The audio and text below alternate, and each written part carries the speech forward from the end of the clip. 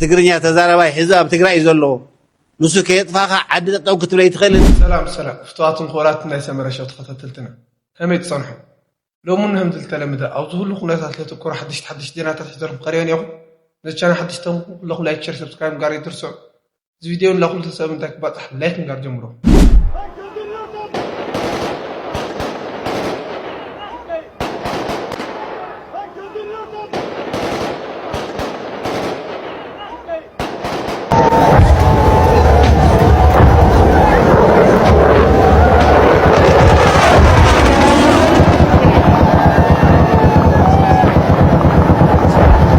ትግርኛ ተዛረባይ ሕዛብ ትግራይ ዘሎ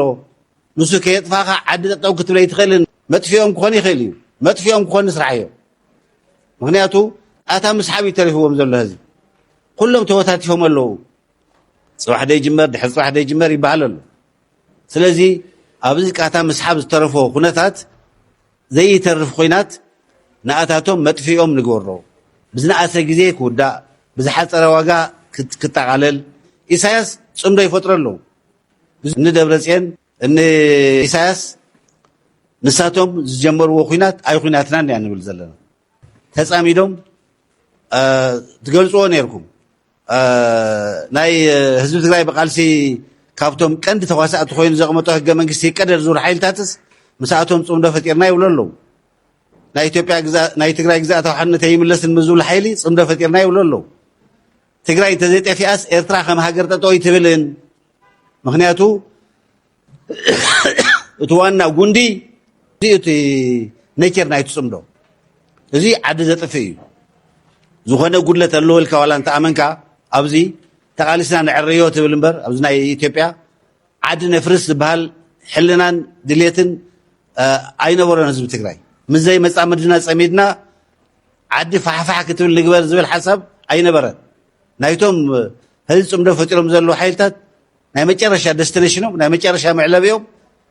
ኣይቀንዕሎምን ተዝቀንዕሎም ግን ዓዲ ፋሕፋሕ ምባል እዩ እዚ ናይ ህዝቢ ትግራይ ረብሓ የማልእን ንህዝቢ ትግራይ ኣይጠቅምን እዚ ኩናት እዚ ንህዝቢ ትግራይ ዝጠቅም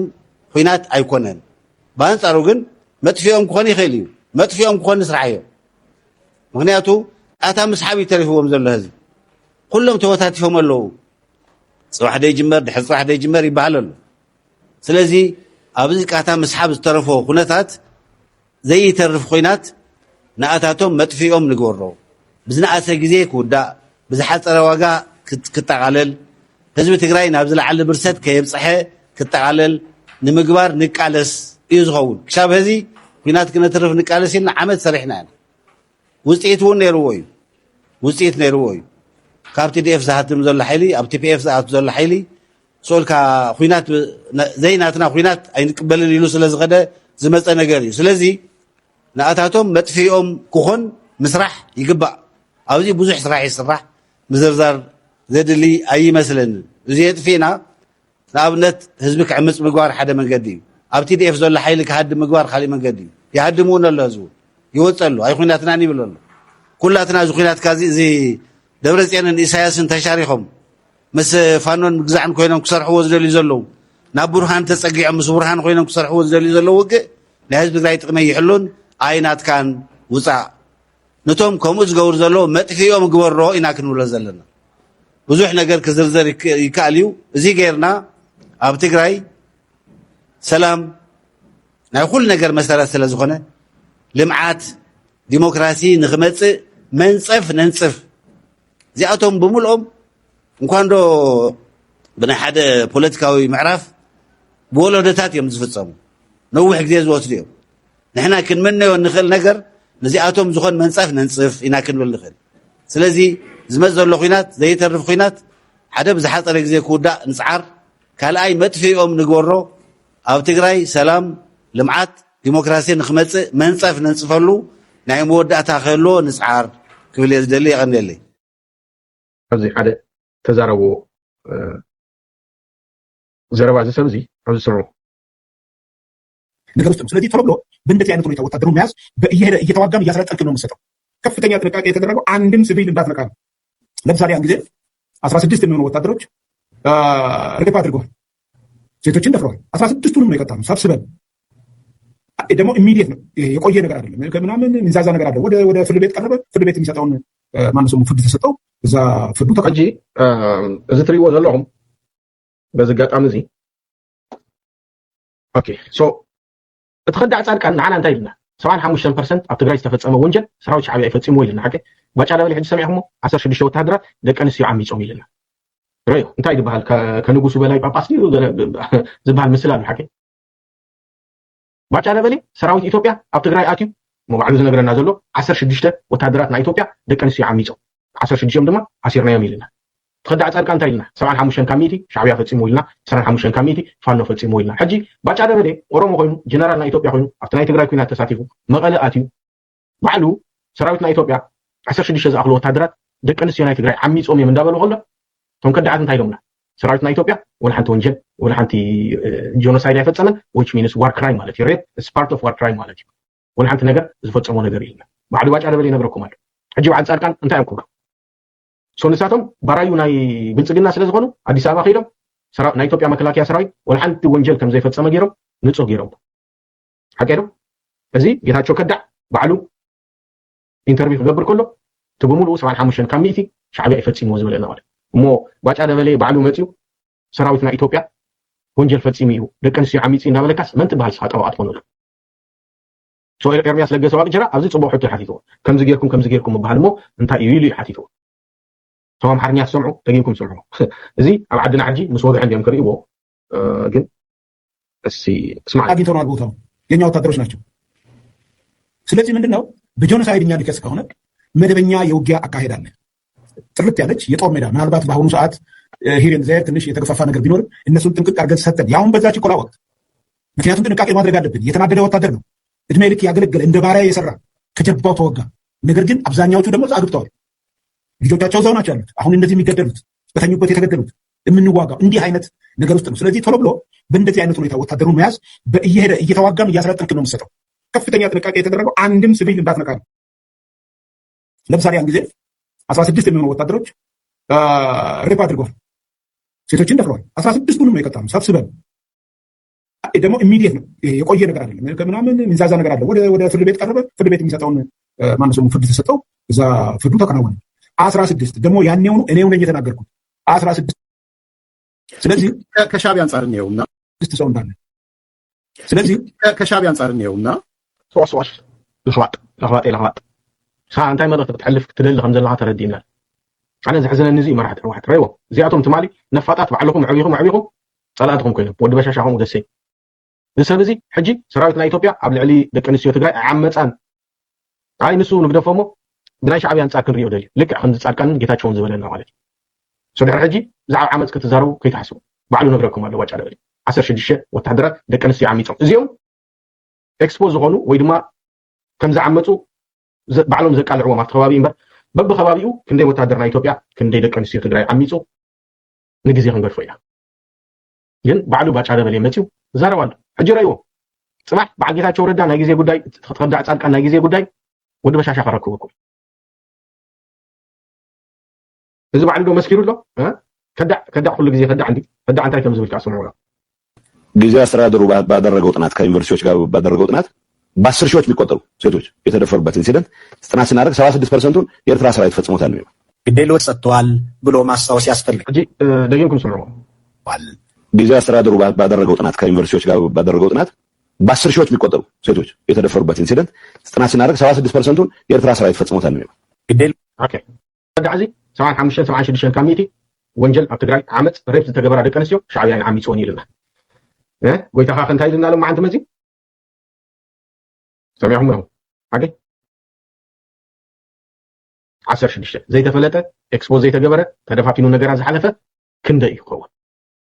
ከዳዕ ጻድቃን ደሰይም እዚ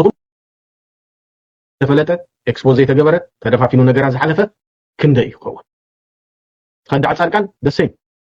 እዚ ኩሉ ኣብ ትግራይ ዝተገበረ ወንጀልን ዓመፅን ዝፈጸመ ፋኖን ሰራዊት ሻዕብያን እዩ ድዩ ዝበለና ንሱን ከምኡ ኢልና እዚ ጎይታኹም ባጫ ደበሌ ንዓና መፂኡ ነግረና ኣሎ። እዚ እውን ደሰይም ድሮም እኮ የትግራይ ህዝብና የኤርትራ ህዝብ ወንድማማች ነው ምናምን በሚል ፍሬዝ ይጠቀለላል ማለት ነው። ይሄ ነው ያለው ሁኔታ። ይሄ ወደ ክፋት እየሄደ ሄደ። ደግነቱ የትግራይ ህዝብ ይሄን በደንብ አውቆታል። አንደኛ የትግራይ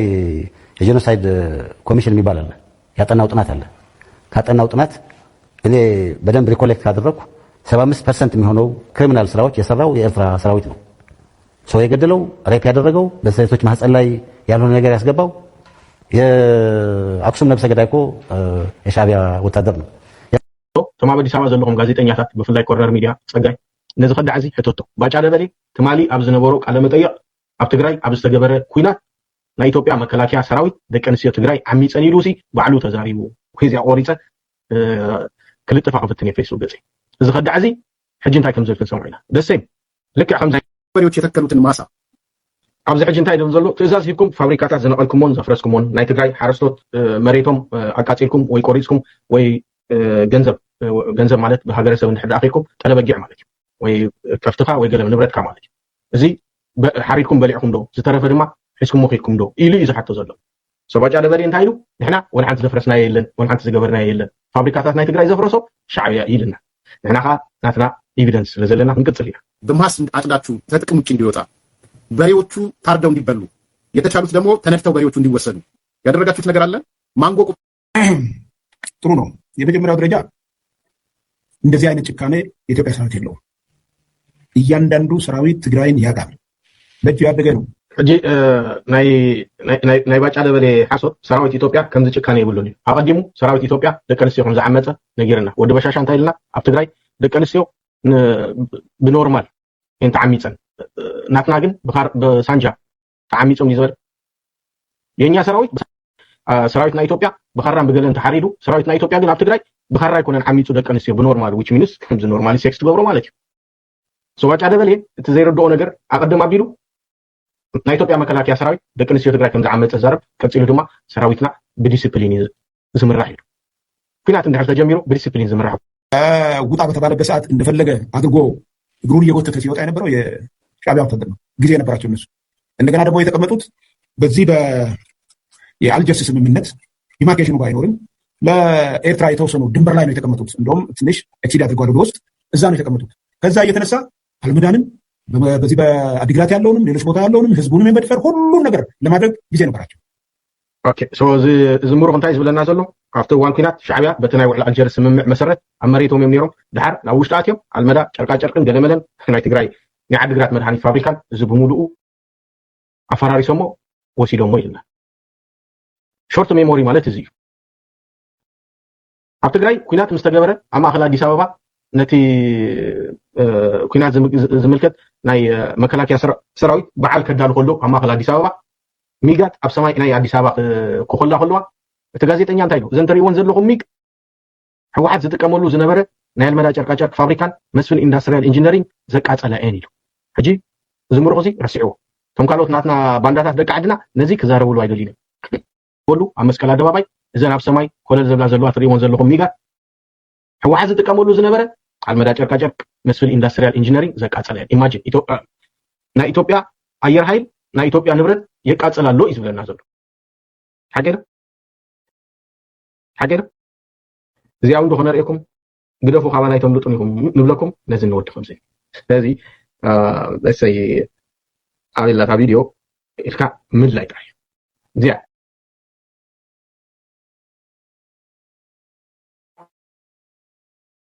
አሁንም ተመልሶ ይመጣል። ከባባድ የውጊያ መሳሪያዎችንና የውጊያ አገልግሎት ሰጪ ማሽነሪዎችን የሚጠግንበትን የመስፍን ኢንዱስትሪያል ኢንጂነሪንግ ኮምፕሌክስ መቀሌ ድረስ በመሄድ ሙሉ በሙሉ ያወደመ ነው። የጁንታው ኃይል የተለያዩ ወታደራዊ አልባሳትን እያመረተ ለእኩይ ተግባሩ ይጠቀምበት የነበረን አልማዳ ጨርቃጨርቅና ጋርመንት ፋብሪካ አድዋ ድረስ በመሄድ ከጥቅም ውጭ ያደረጉ ናቸው። በአጠቃላይ ሱ 27 ጀግኖች በራሪዎች በጠላት ይዞታ ላይ በርካታ ምልሶችን በማድረግ ለተገኘው ድል የድርሻቸውን ተወጥተዋል። ተመልሶ ይመጣል። ኣብ ናይ ኢትዮጵያ ቴሌቪዥን ኣብኡ ኣለኩም ደሊኹም ክትረኽብዎ ትኽእሉ ሽምባር ከስ ተኸታተልትና ሎም ዕለት ለሓር ናይ ቪድዮታት እዚኣቶም ምስ ነይሮም ተመችኩኝና ተስፋ ንገብር እስካብ ቀፃሊ ገነብለለኹም ሰናይ ፃንሒት ይኹነሉ